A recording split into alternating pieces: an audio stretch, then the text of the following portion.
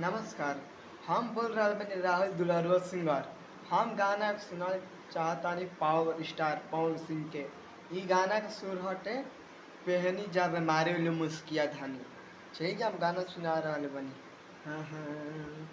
आई है बलम जी कोइली नाश्ता, आई है बलम जी कोइली नाश्ता, अब भुजिया पराठा के कोई व्यवस्था, अनि मन लागे तुहर लुकिया धनी, सड़िया बुलुकिया धनी, पहनी जब मारे लू मुसुकिया धनी, सड़िया बुलुकिया धनी, सड़िया बुलुकिया धनी। नमस्कार। गाना ठीक लागल हो तो वीडियो का लाइक कहीं जा, शेयर कहीं जा, फॉलो कहीं जा, आगे भी बढ़ाते रह जा। जितना प्यार मिलत रही तने गाना हम छोड़त